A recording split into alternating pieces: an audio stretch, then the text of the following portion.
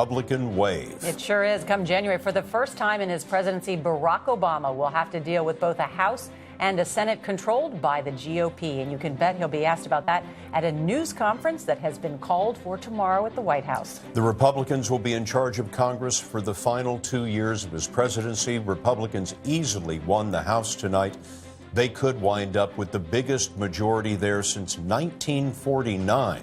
And they took back the Senate for the first time in 8 years. And here's how they did it. The Republicans won at least 7 seats currently held by Democrats in West Virginia, North Carolina, Arkansas, Colorado, Iowa, South Dakota, and Montana. The new majority leader in the Senate is expected to be the current minority leader, Mitch McConnell. He won his re-election battle in Kentucky tonight. And it wasn't just Congress. The Republicans won some big gubernatorial races as well. Scott Walker was re-elected in Wisconsin, making him a potential presidential contender in 2016. The GOP also won Florida. Rick Scott was re-elected governor there, defeating former governor and former Republican Charlie Crist. And Republican Sam Brownback was re-elected in the state of Kansas. It's election night on CBS. I'm not on the ballot this fall, but make no mistake, these policies are on the ballot. This race is starting tonight. This experiment in big government has lasted long enough. We can't run this country one crisis to another. I think the 10 seats that you say are close, you could see all 10 go Republican. You want to change the direction of our country. This election is about making the country better. We will get things done. It's time to go in a new direction. Campaign 2014. Election night. Analysis from Bob Schieffer and Charlie Rose. Gayle King and Anthony Mason with our CBS News exit polls. Nancy Cordes is following congressional races. John Dickerson at the decision desk. Bill Whitaker on the governors and reports from correspondents in key battleground states. Now, from CBS News election headquarters in Studio 57, here are Scott Pelley and Norah O'Donnell. Good evening. We came into this night with all 435 seats in the House and 36 seats in the Senate up for grabs. And it ends with the Republican sweep taking control of the House and the Senate. Bob Schieffer, the mood of the country was a major factor tonight. The mood of the country was nasty, and the country took most of it out on Barack Obama. This was a referendum on Barack Obama. It was really a referendum on both parties. It's going to be interesting to see now how the two parties react. Clearly, the president has to reorganize and make a new effort here. But, you know, Republicans have some responsibility now. They've got to come up with something that goes beyond we're just against everything President Obama's for. You know, Charlie, we were talking about whether the Republicans would get 6 seats. They got at least 7 seats. We still don't know about the state of Alaska. And then they've enlarged their majority in the House, the biggest since Harry Truman. This turned out more than a wave. Indeed, it did.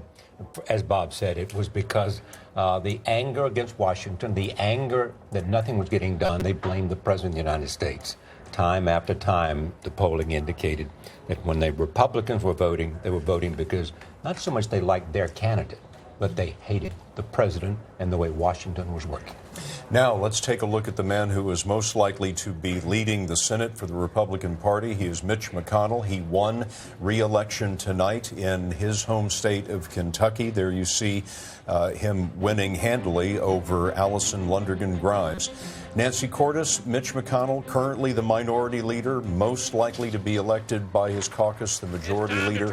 How will government be different in the Senate under McConnell's leadership? Well, he told me last week that he wants to work with the president, a marked change from the man who said that his main goal in life was to make President Obama a one-term president. Now he says he'd like to find areas of agreement with the president on comprehensive tax reform, on some trade agreements. He knows that Republicans now have just 2 years to show, as you said, Bob, that they can govern, that they're not just an opposition party if they want a Republican to be elected as president in 2016.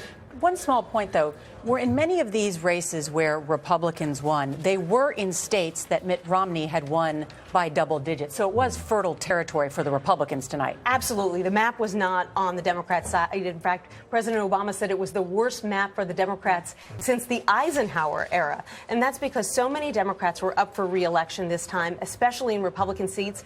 In Arkansas, for example, that state went for Mitt Romney by 24 points. So it's no surprise that someone like Mark Pryor, the Democrat, went down there tonight. I think the president knows the odds against him and he has to do something. But I'm reminded of the 2013 White House Correspondents' Dinner when he said, some folks still don't think I spend enough time with Congress, the president. He said, why don't you get a drink with Mitch McConnell, they asked. Really, the president says, why don't you get a drink with Mitch McConnell? And let me tell you something. We all laughed.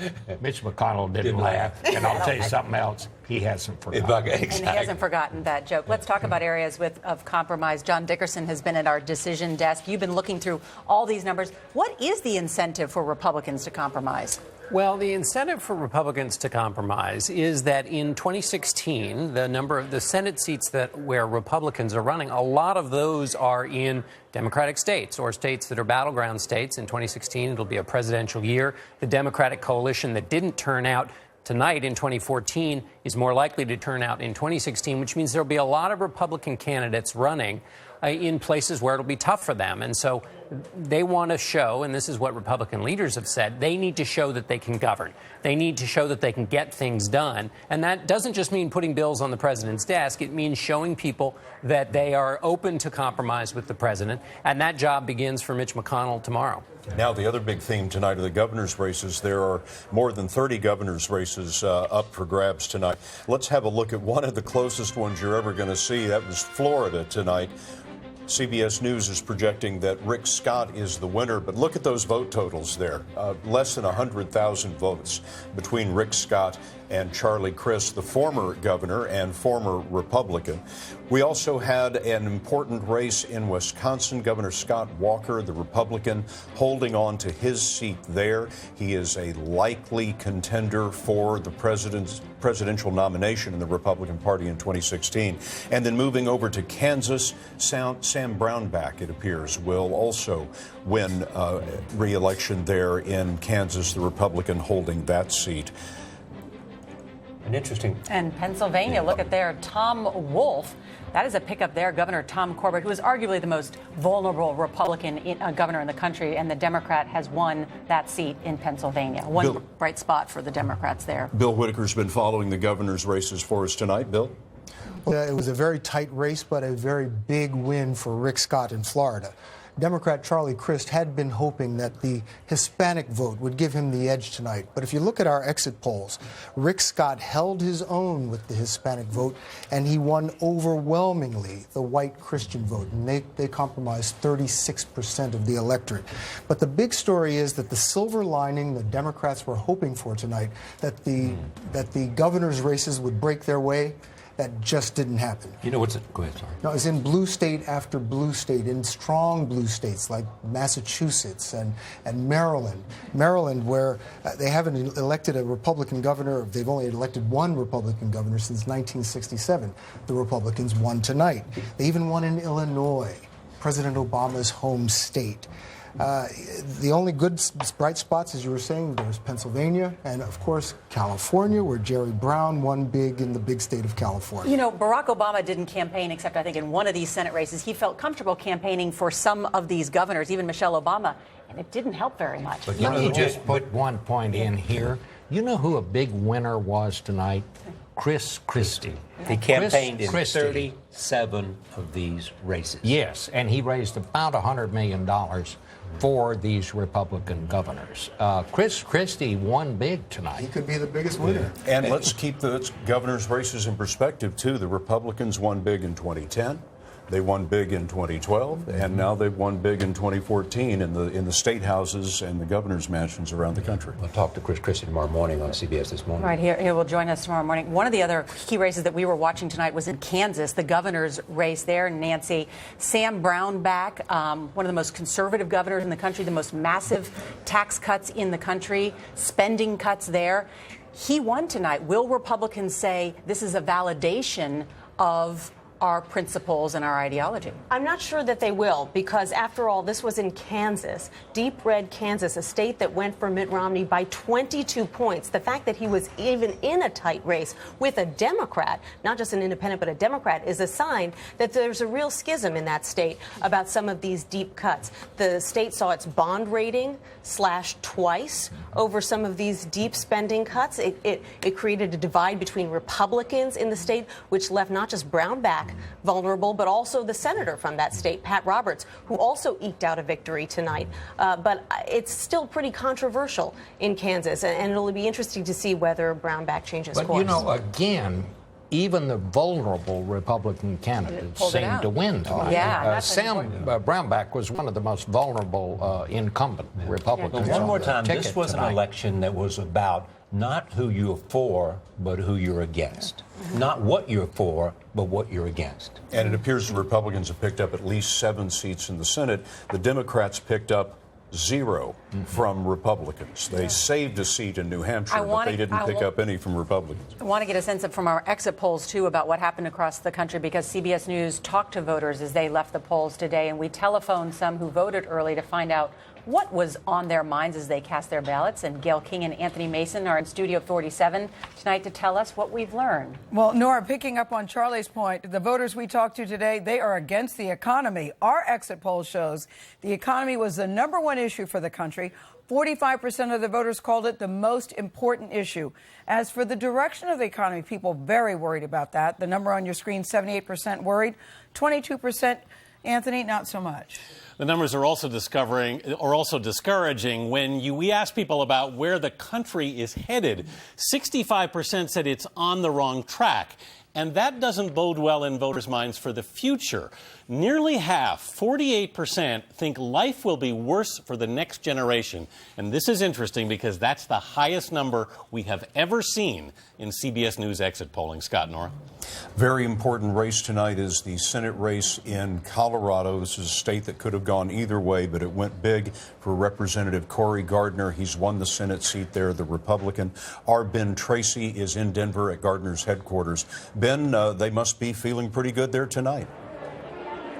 They are. They're still partying here tonight. And as you mentioned, this was a huge pickup for the Republicans here in Colorado tonight. And I just talked to Senator-elect Cory Gardner, and he said that he does not believe this was a vote for the Republicans or against the Democrats. He says it was a warning for people in Washington who don't solve the nation's problems. And he said he really plans to go there into the Senate now and work on some of those problems, and that he's willing to compromise on some things. For the Republicans, though, this is not just about tonight. This is also about 2016. Colorado is a red state that became a blue state, and now I think you'd have to call it very light purple at this point. And the Republicans know that they need this state come 2016 to win the presidency. So a lot of hope in the GOP here in Colorado tonight. But Cory Gardner, the big winner here, and Senator Mark Udall will be coming back to Colorado now that he has been defeated. Scott and Nora. All right, Ben Tracy, thank you. Want to quickly touch base, too, with Manuel Bojorquez, because he's in Louisiana, where Mary Landrieu has been watching results come in. And as CBS News projects, that race is headed towards a runoff. Manny? That's right. She's the incumbent, the Democrat here, who addressed supporters as soon as it became clear she was headed for a runoff. She told them this is the race she has been waiting for her entire life because she wants to prove to Louisiana that her experience has yielded results and that she is not a rubber stamp for President Barack Obama's policies. Her Republican challenger, Bill Cassidy, has tied her at every turn to the president, who is unpopular in this state. Cassidy told his supporters that he will now continue to fight for voters who want to see real change in Washington. And recent polls have shown that in a head-to-head contest, Cassidy has a lead over Landrieu. But of course, outside money will continue to pour into this race. The runoff is on December 6th. Scott and Nora. Manuel, thanks very much. Another race that going into this evening we thought might go into a runoff was the one in Georgia, but it's not going into a runoff in this Republican wave. The Republican David Perdue has prevailed over Democrat Michelle Nunn, and Arjurika Duncan is in Atlanta at the Nunn headquarters. Yeah, the signs are down and the crowd is gone at what was the election headquarters of Michelle Nunn. And as you mentioned, this race in particular was suggested by several polls to be a close one, possibly going to a runoff, but that was not the case. At about 11 o'clock Tuesday evening, Michelle Nunn gave her speech conceding and thanked her family. She thanked her supporters, and she even offered her support to her opponent, Republican David Perdue. And David Perdue told us early on, shortly after the polls closed, that he was confident about this race. And at his victory speech, he talked about putting Georgia first and also saying that he wanted to set a new course. Scott and Nora? African-American turnout in Georgia very high, but not enough to help the Democrat. All right, Jerika, thank you. And of course, as Bob mentioned, one of the big winners tonight, New Jersey Governor Chris Christie, a potential Republican presidential candidate. He will be our guest on CBS This Morning. What can we expect from the Senate with the Republicans in charge? We'll talk to a member of this new majority, Ted Cruz of Texas, and we'll have the latest returns. Back in a moment.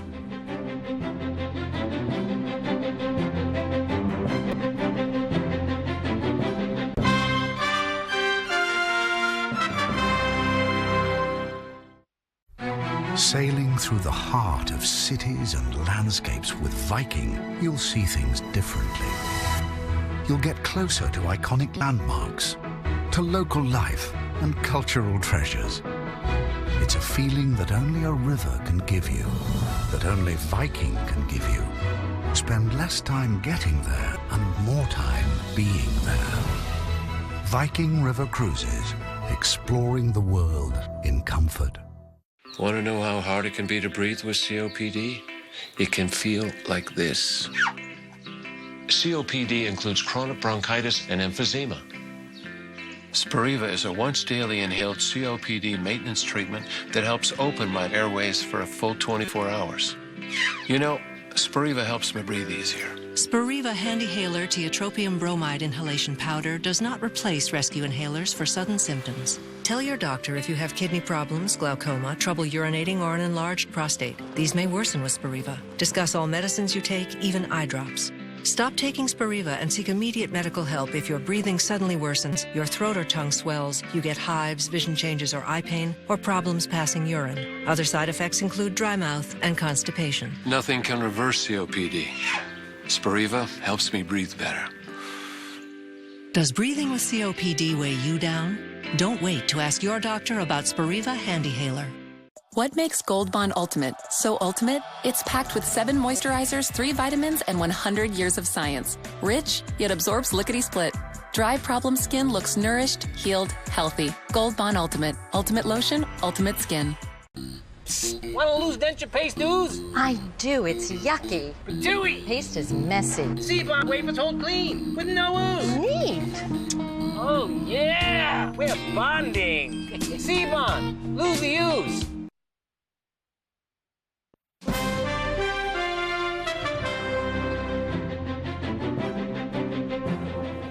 We are back now with CBS News special coverage of Election Night 2014. The Republicans will be taking control of the Senate in January. Charlie Rose has a guest who will be in the majority for the first time in his Senate career. Charlie? Thank you, Nora. Freshman Senator Ted Cruz of Texas was elected 2 years ago.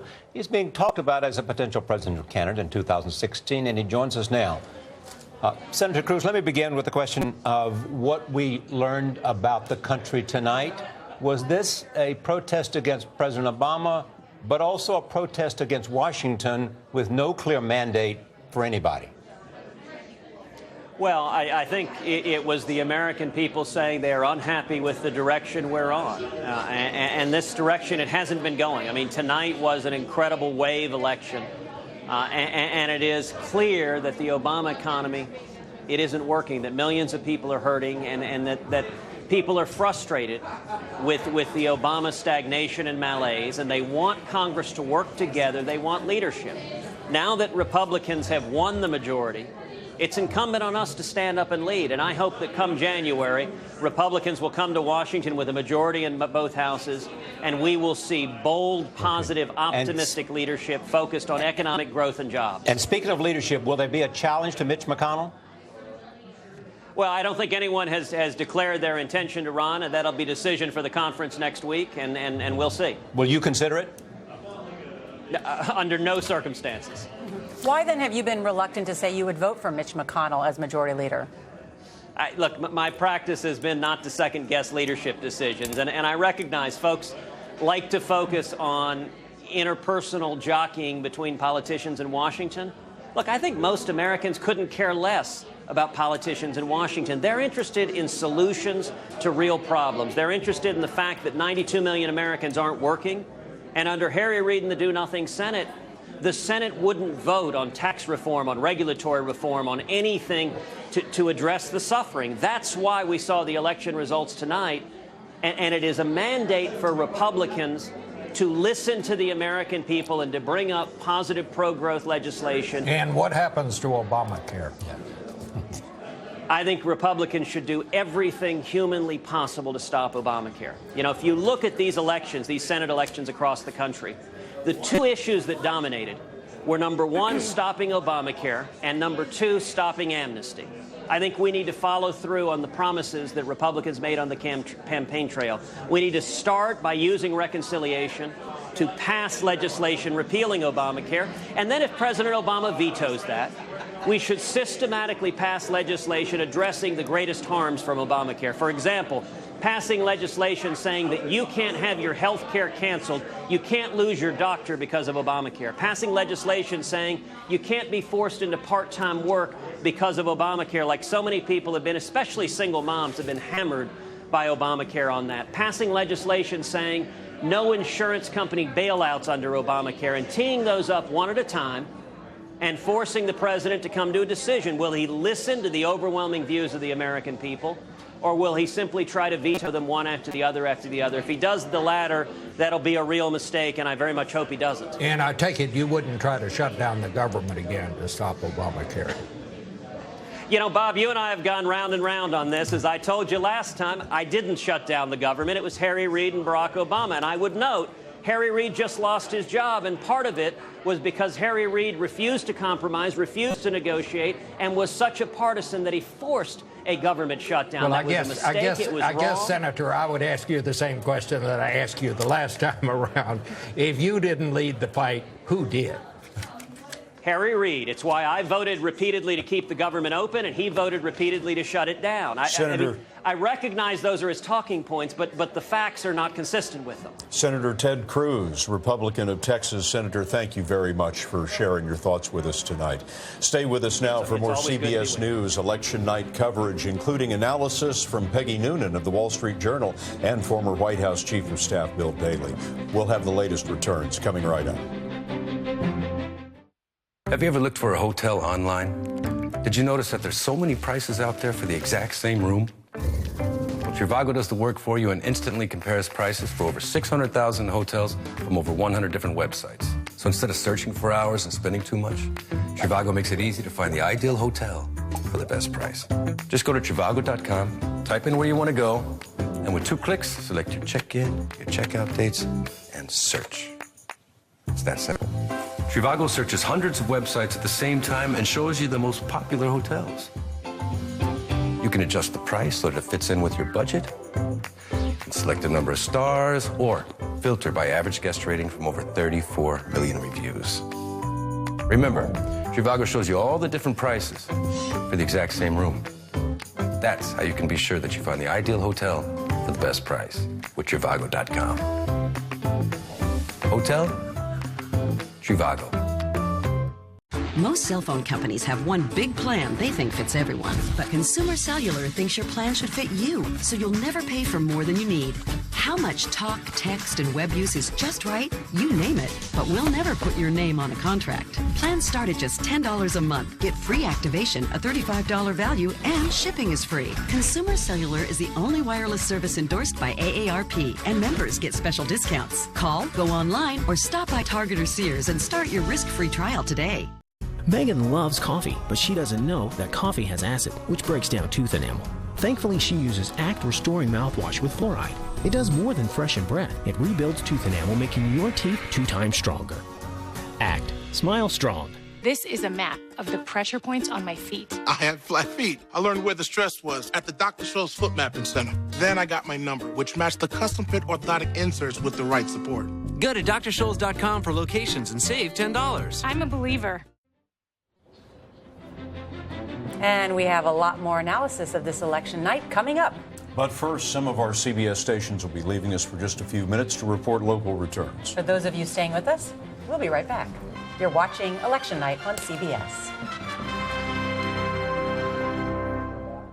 Did you see what Andrew won by?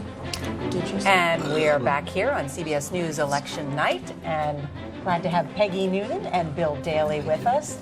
Wow, this turned out to be a huge night for Republicans, bigger than anyone expected. Wow, it was a startling thing. I thought it was like a superstorm Sandy.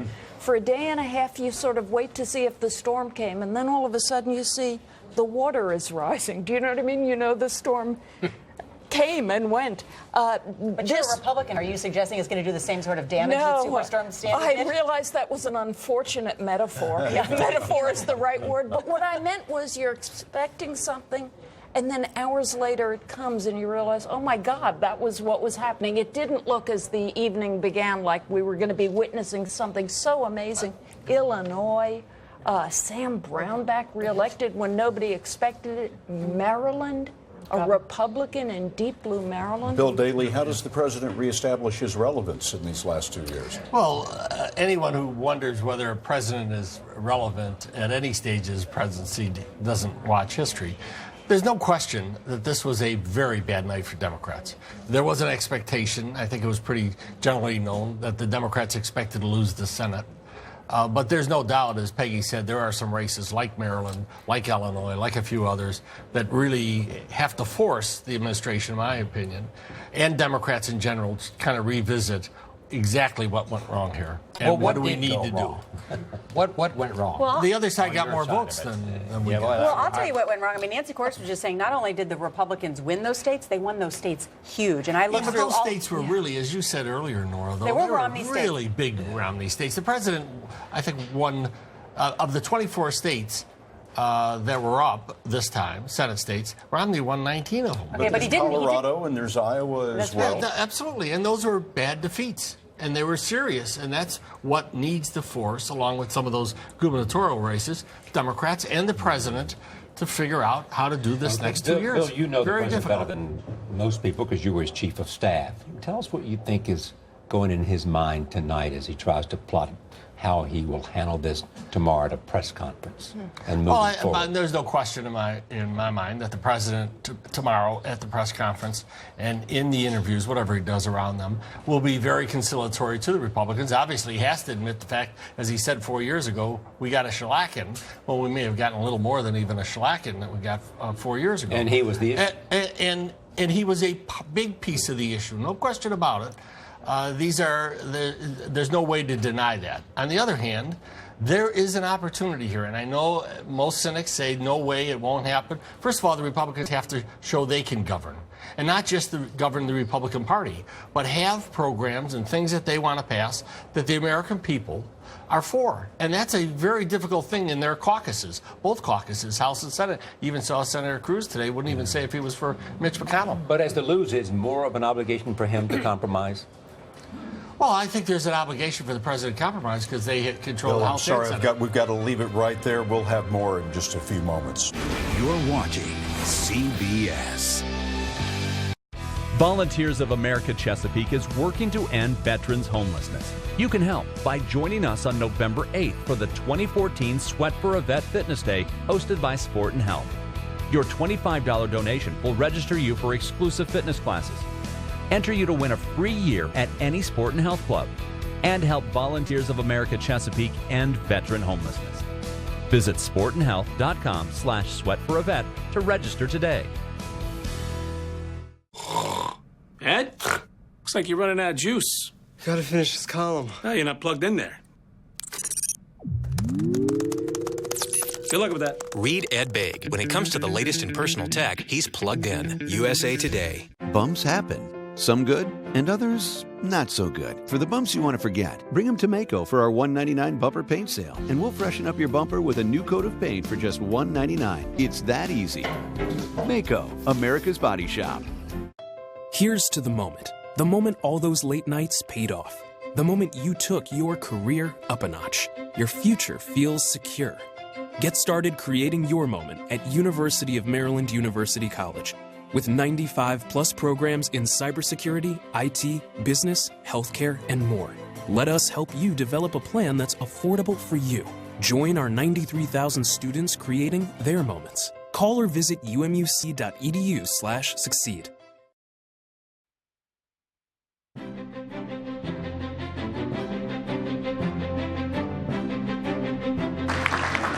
So tonight I pledge you this. Whether you're a coal miner in eastern Kentucky who can't find work, or a mom in Paducah who doesn't understand why the government just took away her family's health insurance, I've heard your concerns. I've made them my own. You will be heard in Washington.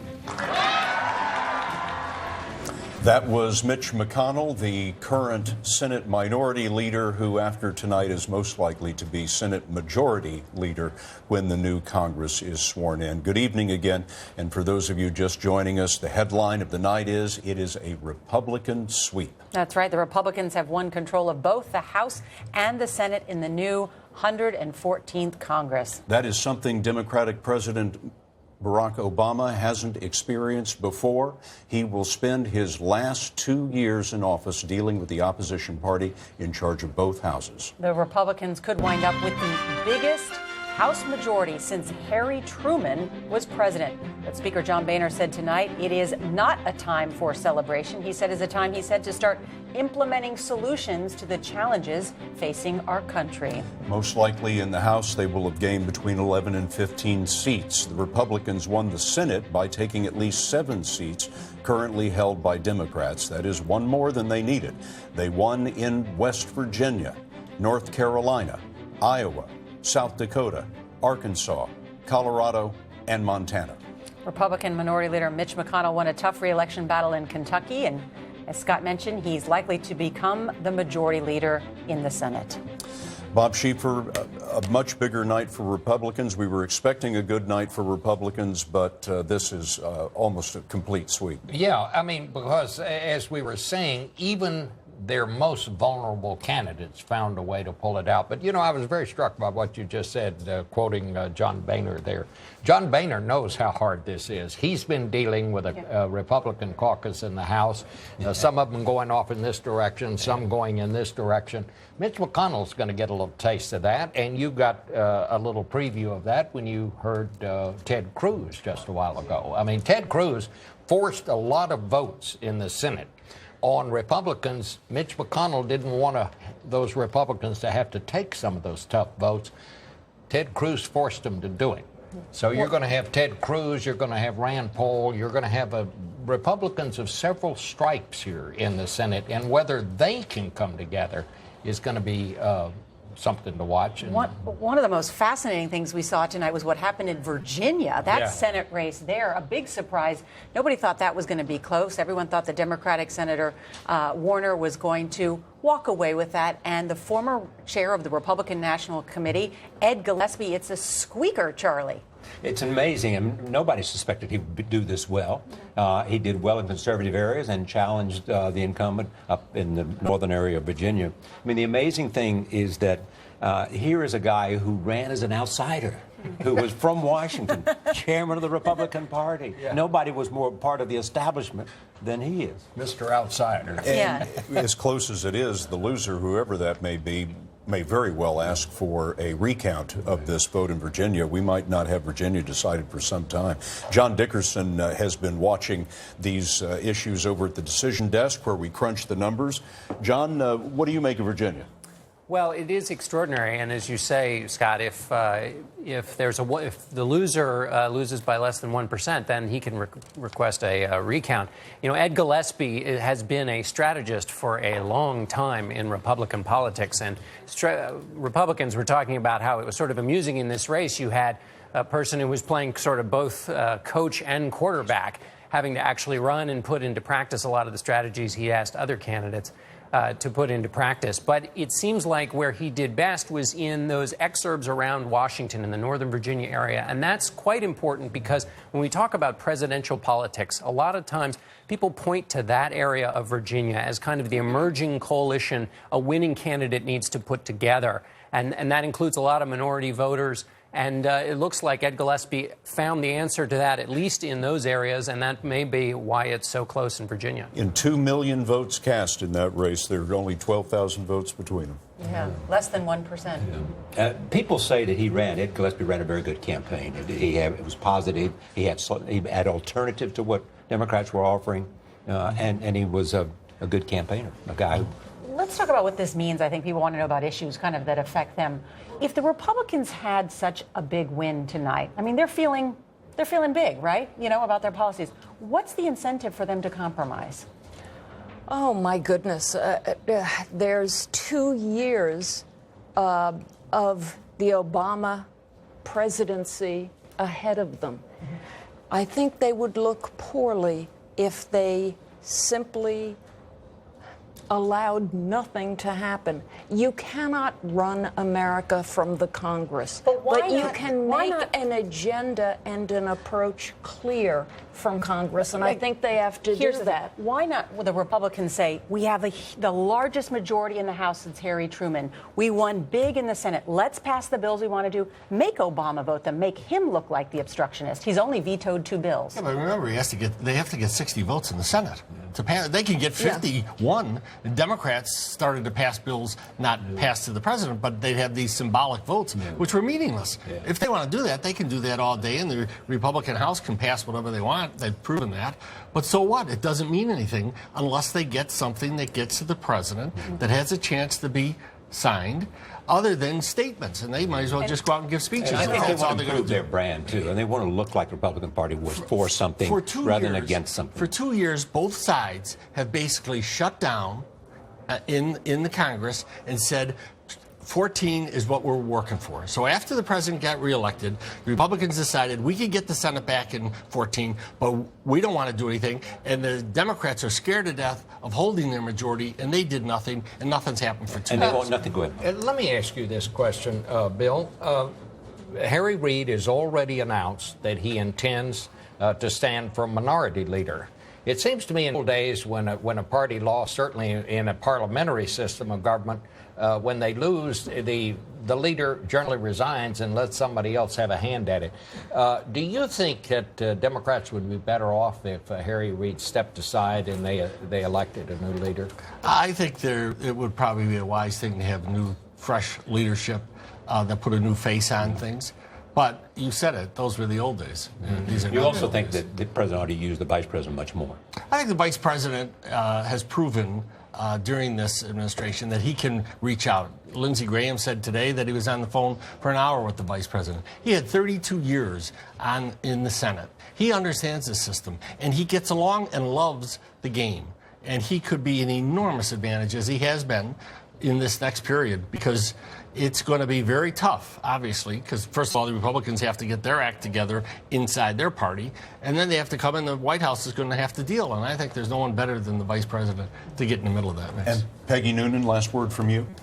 Oh, big night. It's going to take everybody a few days to absorb the meaning. I think this changes the trajectory and the history of the Obama administration and ends perhaps the magical period of the Obama presidency. Second point, we all talk understandably and rightly about the Republican Party being split, splintered, having different wings, etc. It occurred to me before, they held together very well for this election. The establishment may be about to do a victory dance because they helped pick such impressive candidates. They shouldn't. They should remember they are nothing without their other wings. Now, all day long, CBS News has been talking to voters as they have come out of the polls, and we have exit polling data that we've been crunching all night, and Anthony Mason and Gayle King have been following that for us. What was one of the decisive factors tonight? Well, Scott, midterm elections are all about getting out the base for both parties. So how'd they do? Well, let's look at three key Democratic constituencies: young voters, African Americans, and Hispanics. All three critical to President Obama's coalition 2 years ago. But as you can see, they're making up a smaller percentage of the electorate this time around. The biggest decline among young voters, 19% 2 years ago, 13% today, Gail. The Republicans, on the other hand, certainly have reason to be doing the happy dance tonight because they managed to get their people out, they energized their base, and they got their people to the polls. The numbers here tell a very different story. In every single category that we talked to voters today, the numbers are up from 2012 to 2014. One of the most impressive is the voters over the age of 65. It was 16% in 2012. Today it was 22%. So it appears that Republicans were helped by older, more conservative electorate. And that's why they gained ground in both houses of Congress. Scott, Nora? All right, Anthony and Gail, thank you so much. And, of course, one of the governor's races that we were watching tonight was in Wisconsin. Scott Walker, they're elected for the third time in the state of Wisconsin. And Dean Reynolds is in Burlington, Wisconsin. Dean? Nora, you know, just looking at some of these statistics from tonight's battle in Wisconsin, Scott Walker won by just about the same margin that he won his two previous races for. The needle doesn't really move on this guy much. He won older voters, he won just enough independent voters, he won male voters, and voters who chose the economy as their number one issue. And he won among those who found that the economy was their number one issue. And while he lacked empathy, according to the pollsters, they did believe that he is a governor who does things. So the pieces for a presidential race are in place, if you will. I mean, he's won 3 times now in a blue state. He is a known fundraising machine. He is battle-tested now, 3 races in 4 years. But there is this one pesky statistic from the exit polls today that a majority of Wisconsin voters, the voters who know him well, say he should not run for president. Scott, Nora. All right, Dean, thank you so much. And we'll have more results and analysis straight ahead. But first, take a look at the Empire State Building here in New York. It's bathed in red tonight to mark the Republican victory in the House and the Senate. We'll be back with the latest returns in a moment. You see, the folks in Washington like this top-down approach that's old and artificial and outdated that says the government knows best. We believe that you should build the economy from the ground up. That's new and fresh and organic, and that's what we're going to do.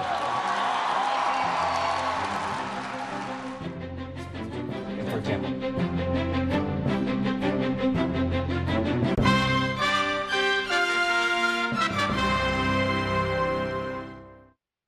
It's more than the driver. It's more than the car.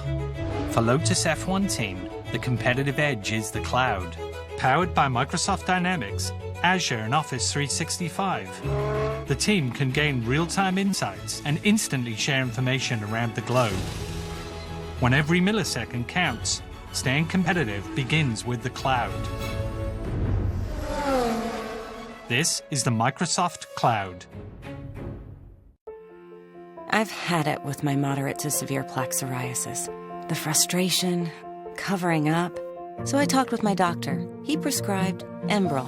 Enbrel is clinically proven to provide clearer skin. Many people saw 75% clearance in 3 months, and Enbrel helped keep skin clearer at 6 months. Enbrel may lower your ability to fight infections. Serious, sometimes fatal events including infections, tuberculosis, lymphoma, other cancers, nervous system and blood disorders, and allergic reactions have occurred. Before starting Enbrel, your doctor should test you for tuberculosis and discuss whether you've been to a region where certain fungal infections are common. You should not start Enbrel if you have an infection like the flu. Tell your doctor if you're prone to infections, have cuts or sores, have had hepatitis B, have been treated for heart failure, or if you have symptoms such as persistent fever, bruising, bleeding, or paleness. Finally, clearer skin for more than a few days, weeks, or months. Enbrel works for me. Ask your dermatologist if you can have clearer skin with Enbrel. We all have to plan for retirement. But when we start worrying about tomorrow, we miss out on what matters today. At AXA, we offer advice and help you break down your retirement goals into small, manageable steps. Because when you plan for tomorrow, it helps you live for today. Can we help you take a small step? For advice, retirement, and life insurance, connect with AXA. I'm Sean Lee. I play rugby for the Santa Monica Rugby Club. I started going grey kind of early, and it's just not me. Only Just for Men gently targets grey for a natural grey-free look. Guaranteed. Just you and the look you want. Just for Men. Allergy medicine not working? This may be why. Your symptoms are caused by your body's responses to allergens. Antihistamines target only one of these responses. Nasacort Allergy 24 stops more for 24-hour relief. Nasacort stops more of what makes you miserable.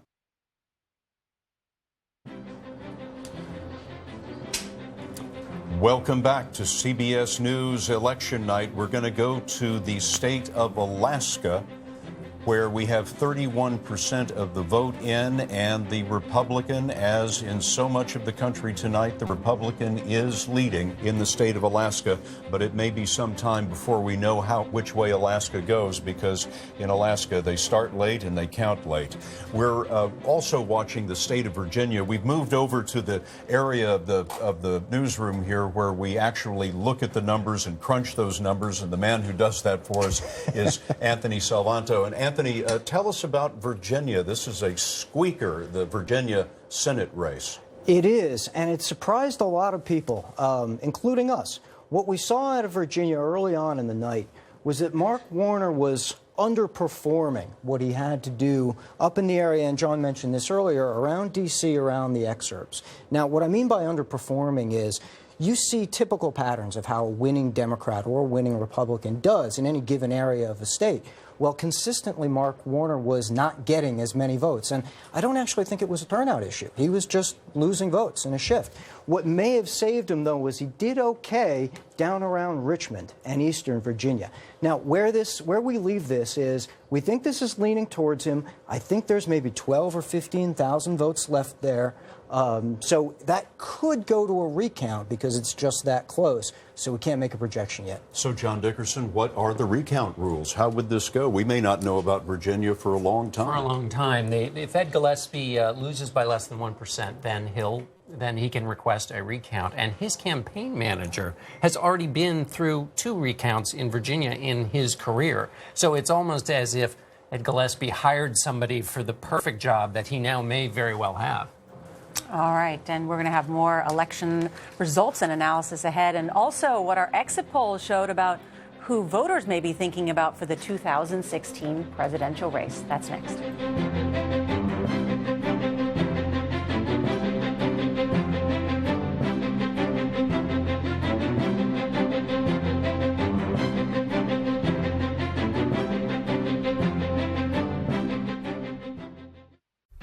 Sailing through the heart of cities and landscapes with Viking, you'll see things differently.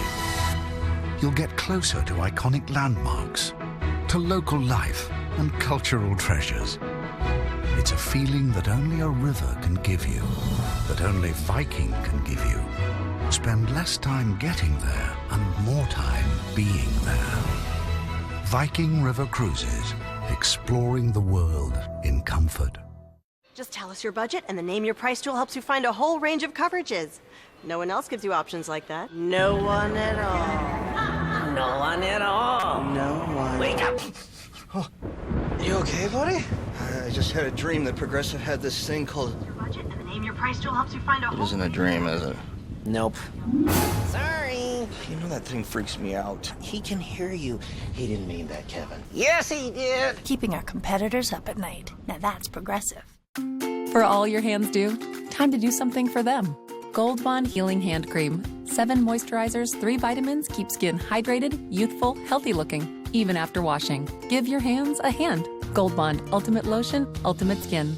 If you have high blood pressure like I do, many cold medicines may raise your blood pressure. That's why there's Coricidin HBP. It relieves cold symptoms without raising blood pressure. So look for powerful cold medicine with the heart, Coricidin HBP.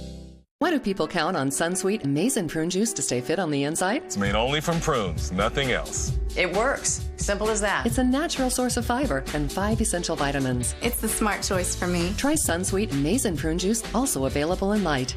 Hurry! There's a hot offer for heartburn sufferers. Now try Zantac free at ZantacOffers.com. Hurry! It's free this week only. No pill relieves heartburn faster. Get Zantac free at ZantacOffers.com.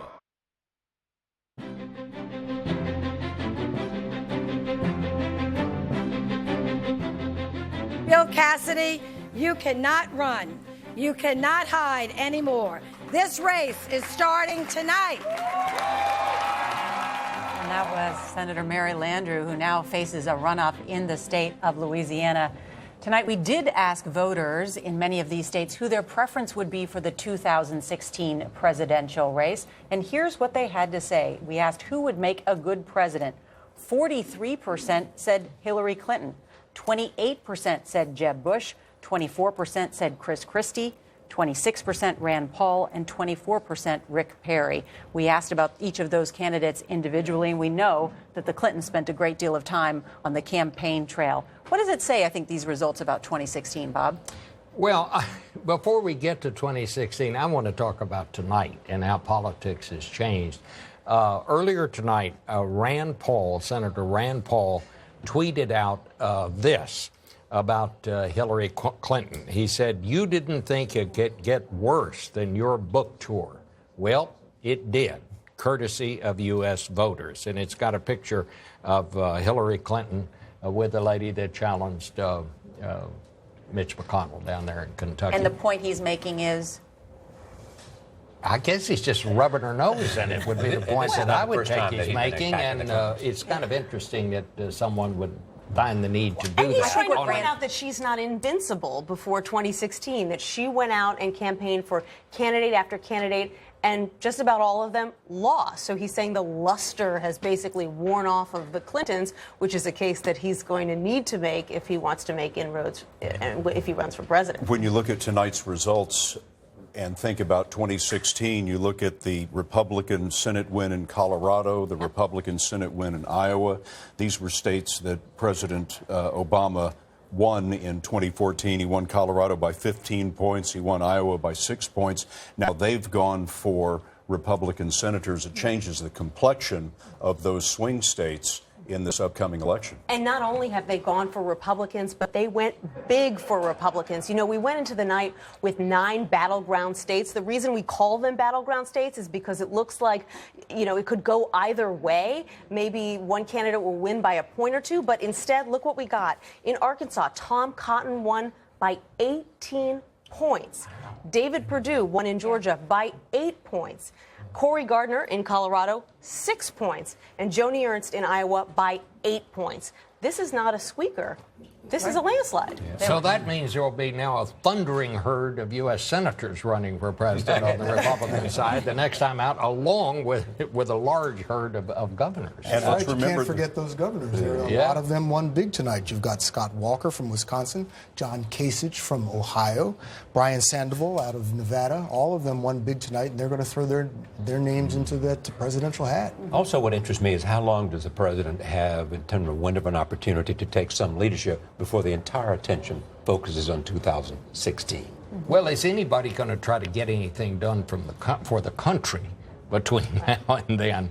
Or will they just immediately go into another campaign mode like we've had for the last couple of years where nobody did anything? And the attention shift from Barack Obama to Hillary Clinton and others. Yes.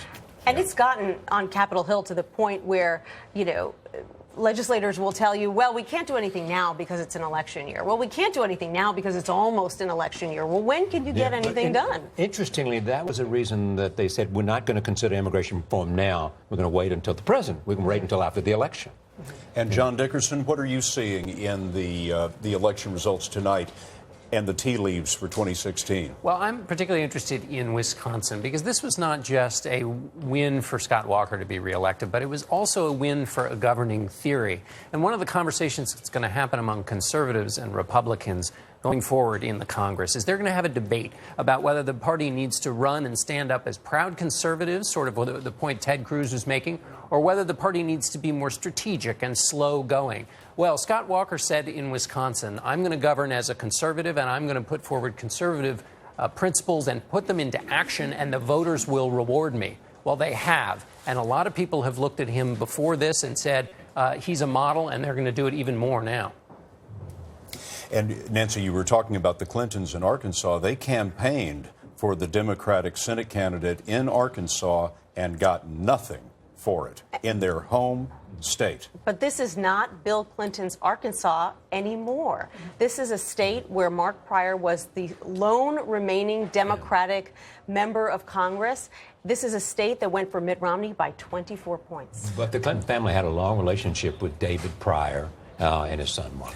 There'll be much more about election night on your late local news and online at cbsnews.com. Charlie, Gail, and I will have more coverage on CBS this morning, including our interview with Chris Christie. And we'll have the latest from the president's day after his news conference on the CBS Evening News.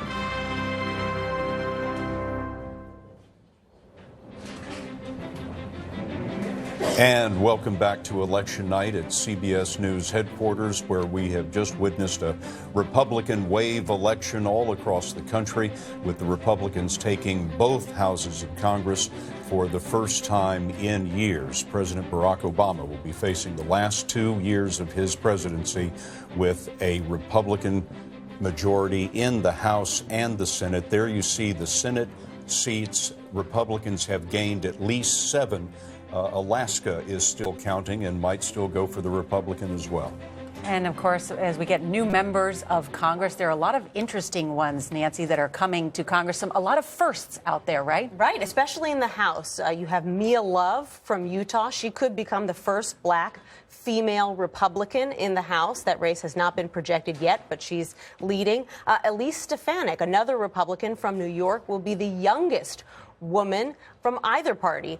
She is a Republican. She's 30 years old. She went to Harvard. She helped Paul Ryan with his debate prep, and she decided, hey, I think I could do this myself. And then Carl DeMaio from California could become the first openly gay Republican candidate to win. We haven't projected that race either, but he is ahead as well. And you got Tom Cotton from Arkansas, war veteran, Harvard and Harvard Law. Mm-hmm. And we have been talking to voters all across the country, asking them for their opinions as they left the polls today. And Anthony Mason and Gayle King have been following the exit polling data. Yes, we are still here, Scott, live and in color after 1 o'clock East Coast time, and glad to be here. We did a lot of talking to people today, and since we started polling congressional elections 32 years ago, women have backed Republican candidates for Congress over Democrats only once. That was back in the 2010 midterm election. They swung back to President Obama and the Democrats in 2012. So what's happening today? Well, it looks like they're sticking with Democrats, but only by a margin of 52 to 47%. But that's not enough to offset the advantage that Republican candidates have with men. Men supported Republicans over the Democrats you see on your screen by 14 points. In this election, it was the Republican advantage with male voters that enabled the Republicans to retain control of Congress. So when you break down the women's vote, single women backed Democrats while married women voted Republican, and it was those married women who made up a larger share of the electorate. You got that, Scott and Nora? Back to you two. I think we did. And you guys did a fabulous job tonight. Thank you so much. Yeah. See you guys. Bob Schieffer, how do you sum the night up? Big win for the Republicans. I mean, there's just no other way to put it. And, President Obama was a referendum on his administration. He got blamed for a lot of what people are upset about. 4 years ago in his midterm, he said he got shellacked. Something he's going to have to think of a new term tomorrow. It's something more than being shellacked. He took a whooping. That's what happened. All right, that will do it for us tonight. I'm Nora O'Donnell, and I'll see you on CBS This Morning tomorrow with Gayle King and Charlie Rose. And I'm Scott Pelley. I'll see you tomorrow on the CBS Evening News. For all of us here at CBS News Election Headquarters, we wish you a very good night. Dave's got Jessica Chastain, plus music from Foo Fighters tonight. Why Pain and Suffering? That's my sermon title on WUSA TV, 6 a.m. Sunday morning. Change Point. This is Largo Community Church, and I'm Pastor Jack Morris. Bumps happen. Some good, and others not so good. For the bumps you want to forget, bring them to Maaco for our $1.99 bumper paint sale, and we'll freshen up your bumper with a new coat of paint for just $1.99. It's that easy. Maaco, America's Body Shop. What happens to your internet when everybody's online at once? It's very frustrating. Run into bandwidth issues. Xfinity delivers the fastest in-home Wi-Fi. Never seen something download that fast. Everyone can be on their devices all at the same time. That's amazing. So, flippin' fast. Get the speed to power all your devices. Switch to the Xfinity X1 Triple Play for $79.99 a month for a year. Plus, upgrade to Blast for $10 more a month to get speeds up to 105 megabits per second. That's double the speed you get with Fios. Only at Comcast.com/switch today. Cocoa or eggnog, toasty or frosty, exactly the way you want it. Until boom, it's bedtime. Your mattress is a battleground of thwarted desire. Enter the Sleep Number bed. Right now, save $400 on the C4 mattress set. He's the softie. His Sleep Number setting is 35. You're the rock at 60. Silent night, not so silent? Sleep Number's even got an adjustment for that. Give the gift of amazing sleep, only at a Sleep Number store, where you'll find our lowest price ever on the C4 Queen mattress, just $1499.98. No better sleep with Sleep Number. Don't miss the new thriller, Stalker, Wednesday at 10 on WUSA 9. It's time to turn this country around. Now on CBS News, up to the minute, the GOP sweeps to power. I've heard your concerns. I've made them my own. You will be heard in Washington. Republicans take control of the U.S. Senate, keep control of the House, and will be running the show on Capitol Hill. I believe that, God's hands in everything that happens, and this election is no different. The voters have spoken, the blankety blanks. And they leave the Democrats licking their wounds.